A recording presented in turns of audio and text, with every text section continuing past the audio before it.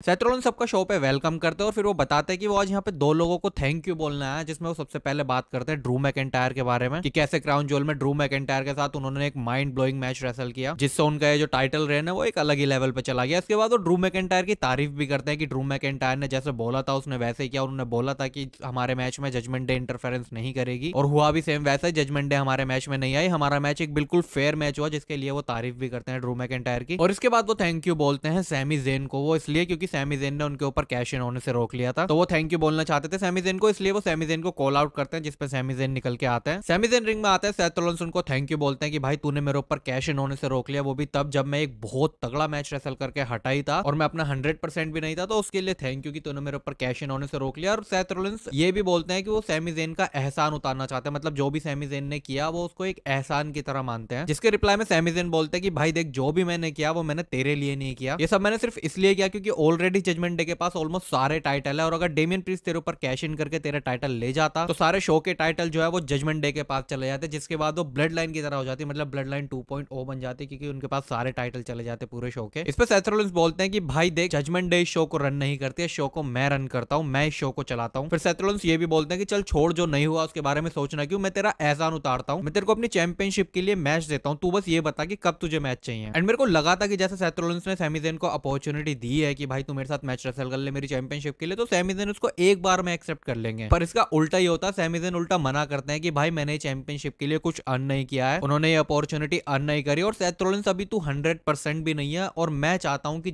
मैं जिसके साथ मैच रेसल करूं चैंपियनशिप के लिए वो बंदा 100% हो अपना। अब जैसे सैमी ज़ेन ये 100% वाली बात बोलते हैं, भाई सेथ रॉलिन्स का दिमाग खराब हो जाता है, मतलब काफी टाइम से उनको ये 100% वाली बातें सुनने को मिल रही है। इस पे सेथ रॉलिन्स बड़े गुस्से में चिल्ला के बोलते हैं कि भाई देख, कोई भी 100% नहीं होता, ना तू 100% होता, ना मैं 100% होता हूं, बस हम जो करते हैं हमें वो 100% करना होता है। तो फिर क्या था, सेथ रॉलिन्स भाई अपने एहसान उतारने के पूरे मूड में थे, जिसके बाद वो सैमी ज़ेन को कन्विंस कर लेता है। और सैमी ज़ेन भाई देखो कितना चालाक बंदा है, पहले तो वो ये बोल रहा है कि सेथ रॉलिन्स 100% नहीं है, और उसके बाद तुरंत बंदे ने ये बोल दिया कि उसको आज की रात ही मैच चाहिए सेथ रॉलिन्स के साथ चैंपियनशिप के लिए। इवन सेथ रॉलिन्स का भी इस पे ऐसा रिएक्शन था कि भाई क्या कर रहा है तू, पहले तो ये बोल रहा है कि मेरी बैक 100% नहीं है, मैं 100% नहीं हूं, और आज की रात ही तूने मैच मांग लिया। पर अब क्या कर सकते थे, सेथ रॉलिन्स ने जबान दे दी थी तो भाई दे दी थी, सेथ रॉलिन्स इसको एक्सेप्ट कर लेता है। और WWE ने आज के मंडे नाइट रॉ के मेन इवेंट के लिए मैच ऑफिशियल कर देती है, और मंडे नाइट रॉ पे वर्ल्ड हेवीवेट चैंपियनशिप के लिए मैच, मतलब भाई कितना कमाल का शो होने वाला, आप इमेजिन खुद ही कर लो। इसके बाद गाइस शो पे Judgment Day versus New Day का मैच होता है, और इस मैच का बहुत ही प्रिडिक्टेबल रिजल्ट था, भाई सबको पता था कि जजमेंट डे इस मैच में जीतने वाली है, और होता भी वैसा ही है, बहुत इजीली जजमेंट डे इस मैच में विक्ट्री ले जाती है। बस एक जगह गलती से डेमियन प्रीस्ट फिन बैलर को मारने वाले होते हैं, बट वो मूवमेंट थोड़ा सा संभल गया था, और इस मैच में जो विक्ट्री है वो जजमेंट डे ले जाती है। इसके बाद गाइस शो पे शिंजुके नाकामोरा वर्सेस अकीरा टोजावा का मैच होता है। अब इस मैच की क्या ही बात करो यार, मतलब सबको पता था कि एक तरफा मैच है, शिंजुके नाकामोरा इस मैच में जीतने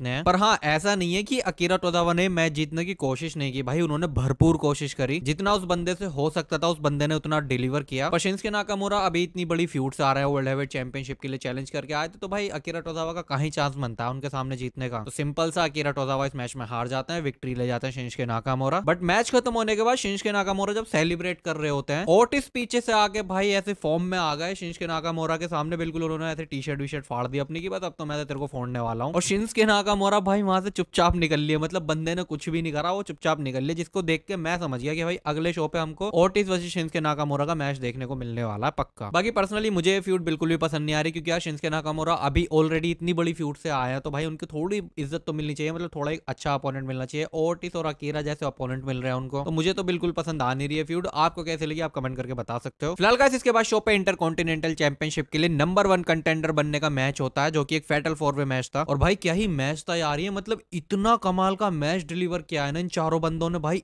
देखो लंबा मैच था ये, पर आपको कहीं भी बोर होने नहीं देगा ये मैच, इतना कमाल का था, इतने कमाल के मूव्स हमको चारों रेसलर्स की तरफ से देखने को मिले, स्पेशली रिकोशे की साइड से जो हाई फ्लाइंग मूव्स देखने को मिले, भाई वो देख के तो मजा ही आ गया। और मैं पर्सनली ऐसा बंदा हूं जो जिसको हाई फ्लाइंग मूव्स देखना काफी ज्यादा पसंद है। इवन रिकोशे का एक मूव होता है इस मैच में, ब्रॉन्सन ब्रीड की हेल्प भी होती है उसमें थोड़ी सी, और वो पूरे मंडे नाइट रॉ का सबसे बढ़िया हाईलाइट मूव था। होता यह है कि रिकोशे ऐसे रोप के ऊपर पड़े होते हैं, ब्रॉन्सन ब्रीड उछल के रोप के ऊपर जंप करते हैं, और ब्रॉन्सन ब्रीड के प्रेशर से रिकोशे उस रोप से उछल के आइवार के गले पे जाके गिरते और आइवार को रिंग से बाहर फेंक देते। भाई इतना कमाल का मूव था, मैंने WWE में इससे पहले ऐसा मूव कभी भी नहीं देखा। आप लोग जाके मैच ये मूव देखना, मैं कह रहा हूं आपको मजा आ जाएगा। और सिर्फ इतना ही नहीं, आगे भी इस मैच में काफी कमाल के मूव थे। बात कर ले रिंग के बाहर जब ब्रॉन्सन ब्रीड और आइवार एक दूसरे में टकराते हैं, भाई वो भी बहुत ही कमाल का का मूव था, दोनों इतने मोटे मोटे से रेसलर एक दूसरे में से टकरा गए भाई, हंसी भी आई पर अच्छा मूव था। मैच में मेज के लिए काफी पॉजिटिव सपोर्ट था, मैंने नोटिस किया। मेज का शायद फेस टर्न हो चुका है, मेज को पब्लिक अच्छा खासा सपोर्ट दे रही थी। एंड अगर बात करें इस मैच की एंडिंग की, भाई वो तो बहुत ही ज्यादा स्पेशल थी। होता यह है कि आइवार एक रिंग टॉप पे चढ़े हुए हैं और ब्रॉन्सन ब्रीड एक रिंग टॉप पे चढ़े हुए हैं। आइवार अपना मून सोल्ट लगाते हैं वहां से, जो कि वो रिकोशे के ऊपर लगाते हैं, और ब्रॉन्सन ब्रीड अपना सुनामी फॉल लगाते हैं, जो कि मेज के ऊपर लगा रहे होते हैं, बट मेज वहां से हट जाते हैं। और फिर आइवार पिन करते हैं रिकोशे को और मेज पिन करते हैं ब्रॉन्सन ब्रीड को। फिर रेफरी 3 काउंट करता है और रिकोशे किक आउट कर देते हैं, but Bronson breed kick out नहीं कर पाते, जिसके बाद इस मैच के जो विनर है वो मेज बन जाते हैं। मतलब कि अब मेज जाके गुंथर को चैलेंज करेंगे उनके इंटरकॉन्टिनेंटल चैंपियनशिप के लिए। अब देखो रिकोशे ने तो किक आउट कर दिया, बट रेफरी इस चीज को नहीं देख पाता, जिसकी वजह से रेफरी काफी कंफ्यूज हो जाता है। इवन समानता भी जब अनाउंस कर रही होती है मेज को एज विनर इस मैच का, तब रेफरी उनको रोक रहे होते हैं, बट इतने में देर हो जाती है। समानता ऑलरेडी विनर अनाउंस कर चुकी होती है। रेफरी मेज को भी ये बात समझाने की कोशिश करते हैं, बट इतने में आइवार मेज के ऊपर अटैक कर देते हैं, और अटैक करने के बाद, पीटने के बाद अपना मून सोल्ट लगाते हैं मेज के ऊपर। पर अब कुछ भी कर लो भाई, इस मैच के जो विनर है वो मेज है, और मेज ही चैलेंज करने वाले हैं अब गुंथर को उनकी इंटरकॉन्टिनेंटल चैंपियनशिप के लिए। नेक्स्ट इसके बाद गाइस शो पे मैच होता है DIY वर्सेस क्रीड ब्रदर्स, और इस मैच में क्रीड ब्रदर्स जीत गए। मतलब भाई देखो, ट्रिपल एच, जॉनी गर्गानो और टमाशो चैंपा को मंडे नाइट रॉ पे लेके आए थे, मेन रोस्टर में लेके आए थे। और रिपोर्ट्स के अकॉर्डिंग भी ट्रिपल एच के ऐसे प्लान थे कि वो जॉनी गर्गानो और टमाशो चैंपा को एक बहुत बड़ा सुपरस्टार बनाएंगे मंडे नाइट रॉ का। और पिछले मंडे नाइट रॉ पे ही हमने देखा था कि जॉनी गर्गानो और टमाशो चैंपा फिर से एक टैग टीम में आया, DIY जो उनकी टैग टीम है, और आज ही के शो पे उनको हरवा दिया। मतलब पिछले वीक ही वो टैग टीम बने और आज के शो पे उनको हरवा भी दिया। और वो भी एक ऐसी टीम थी जो सही से मेन रोस्टर पे आई भी नहीं है अभी। तो भाई पता नहीं ट्रिपल एच कौन सा नशा करके जॉनी गर्गानो और टमाशो चैंपा की बुकिंग कर रहे हैं, जो उनकी इतनी घटिया बुकिंग हो रही है, मुझे लिटरली बिल्कुल भी पसंद नहीं आया। मतलब यार DIY एक ऐसी टीम है जो आगे जाके टैग टीम चैंपियन भी बन सकती है, इतना पोटेंशियल है उन दोनों में, और इसी पोटेंशियल की वजह से ट्रिपल एच उनको मेन रोस्टर पे लेके भी आए थे। इवन वो विंस मैकमैन से अड़ भी गए थे उनको लाने के लिए, और पता नहीं क्या ही बुक कर रहे हैं ट्रिपल एच यार, मेरी समझ में तो आ नहीं रहा। उल्टा मुझे बुरा लग रहा है यार जॉनी गर्गानो और टमाशो चैंपा के लिए, मतलब इतने टैलेंटेड बंदे और ऐसे वेस्ट कर रही है WWE उनको। खैर फिलहाल क्या ही कर सकते हैं, इस मैच में जो विक्ट्री है वो क्रीड ब्रदर्स ले जाते हैं। इसके बाद हमको बैक स्टेज से सैमी ज़ेन दिखते हैं, जो कि अपना एलिमिनेशन चैम्बर वाला रोमन रेंस के साथ जो उनका मैच हुआ था वो मैच देख रहे होते हैं स्क्रीन पे, जहां पे वो हार गए थे। जे उसो भी बीच में आए थे, जिसमें गलती से उन्होंने जे उसो को स्पेयर लगा दी थी, और ये स्क्रीन पे बंद होता ही है। इतने में जे उसो आ जाते हैं सैमी ज़ेन के पास। जे उसो आके सैमी ज़ेन की हौसला अफजाई करता है, उनको बोलते हैं कि तू चैंपियन बन जाएगा, आज तू सेथ रॉलिंस को हरा देगा। मतलब जे उसो एक तरह से सैमी ज़ेन को मोटिवेट कर रहे होते हैं। सैमी ज़ेन भी इसको अच्छे से लेते हैं, वो हाथ वाथ मिलाते हैं, गले वाले मिलते हैं जे उसो से। जे उसो के तो वैसे भी वो काफी क्लोज ही हैं। और जाते जाते जे उसो ये भी बता जाते हैं कि वो नेक्स्ट मंडे नाइट रॉ पे चैलेंज करने वाले हैं डेमियन प्रीस्ट और फिन बैलर को उनकी टैग टीम चैंपियनशिप के लिए। मतलब उनका रीमैच होने वाला है और वो न्यू चैंपियन बन जाएंगे। अब बनेंगे नहीं बनेंगे वो तो हमको नेक्स्ट मंडे नाइट रॉ पे पता चलेगा। फिलहाल जे उसो थोड़ा बूस्ट करके सैमी ज़ेन को वहां से चले जाते हैं। इसके बाद गाइस शो पे नंबर 1 कंटेंडर बनने के लिए बैटल रॉयल मैच होता है। जो भी इस मैच को जीतेगा वो रियर रिप्ली को चैलेंज करेगा सर्वाइवर सीरीज में उनकी वर्ल्ड हेवीवेट चैंपियनशिप के लिए। इस मैच में बेकी लिंच भी होती है, और वो जैसी अपनी एंट्रेंस ले रही होती है और ज़ायली आके उन पे अटैक कर देती है और इंजर्ड कर देती है बेकी लिंच को, और खुद मैच में एंटर करने की कोशिश करती है। बट इतने में एडम पियर्स आता है और वो आके क्लियरली मना कर देते हैं ज़ायली को कि भाई तुम इस मैच में एंटर नहीं कर सकती, ये मैच में सिर्फ बेकी लिंच एंटर कर सकती थी, तो तुम्हें लग रहा है कि तुम इसको इंजर्ड करके इस मैच में जा सकते हो, तो ये सोचना तुम्हारा गलत है, यहाँ से वापस जाओ। और उनको वहां से वापस भेज देता है। पर बेकी लिंच भी इस मैच में एंटर नहीं हो पाती, मतलब वो पार्टिसिपेट नहीं कर पाती है इस मैच में, और बेकी लिंच के बिना ये मैच स्टार्ट हो जाता है। मैच में काफी सारे एलिमिनेशन हुए क्योंकि एलिमिनेशन वाला ही मैच था, बट 2-3 एलिमिनेशन बहुत मजेदार थे। सबसे पहला निकी क्रॉस का एलिमिनेशन। निकी क्रॉस ऐसे रिंग में सीधा खड़ी रहती है, कुछ नहीं कर रही बंदी, बस ऐसे साइलेंट खड़ी है, बस वो सिर्फ आगे देख रही है और खड़ी है। रकेल रोड्रिगेज और नाया जैक्स आती है, दोनों उनको बीच में ऐसे दबा लेती है और पकड़ के फिर भाई रिंग टॉप से बाहर फेंक देती है, और निकी क्रॉस एलिमिनेट हो जाती है। नाया जैक्स का ही बहुत कमाल का एलिमिनेशन होता है, जब सारी सुपरस्टार मिलकर, मतलब 3-4 जब लास्ट में बचती हैं, सारी सुपरस्टार मिलकर नाया जैक्स को एलिमिनेट कर देती है। और नाया जैक्स इतने गुस्सा हो जाती है इस चीज से कि खुद तो जाती है, जो सुपरस्टार एक बाहर होती है, मेरे को उनका नाम नहीं पता, उनको भी भाई एलिमिनेट कर देती है बाहर से बाहर ही। मतलब वो बंदी तो बेचारी फ्री में एलिमिनेट हो गई। और फिर लास्ट में रिंग में शेना बेजलर और जोई स्टार्क रह जाती है, और भाई कितना सही एलिमिनेट किया जोई स्टार्क ने। मतलब पहले वो 3 सुपर किक लगाती है और फिर एप्रन पे एक डीडीटी लगाती है, जिसके बाद शेना बेजलर एलिमिनेट हो जाती है और जोई स्टार्क इस मैच को जीत